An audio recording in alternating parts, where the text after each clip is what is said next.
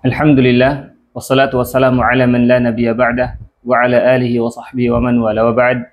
Assalamualaikum warahmatullahi wabarakatuh. Meron ho tayong kalinisan na likas na kalinisan, ibig sabihin sunnah na dapat siyang maintain natin ang kalinisan nito. Ang mga bagay na babanggitin natin, hadith mula kay Abi Hurairah radhiyallahu anhu. Qal sami'tu Rasulullah sallallahu alaihi wasallam yaqul, al-fitratu khamsun. Sabi niya, ang likas na kalinisan ay 5. Dapat ma-maintain ang kanyang kalinisan ng 5 ito. Sa ibang riwaya, ashrun minal fitra. So dito, sa hadith na ito, ang binanggit lang ni Abi Hurairah radhiyallahu anhu. Al-khitan. Una, dapat malinis ang ating private part, ang ari, lalong-lalo na sa mga kalalakihan. Al-khitan, ibig sabihin, dapat tuliin ang mga kalalakihan. Likas na kalinisan, dapat malinis yung tinutulik na yan. Pangalawa, wal istihdad.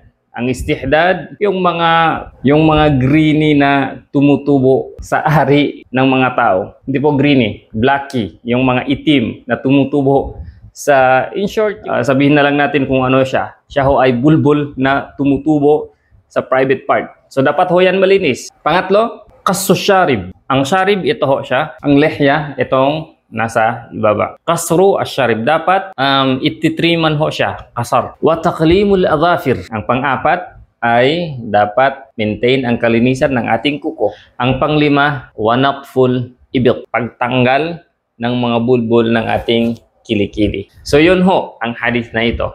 5 likas na kalinisan na dapat ma-maintain ho ng mga Muslim. So, kalinisan natin, mahalaga ho yan sa Islam. Assalamualaikum warahmatullahi wabarakatuh.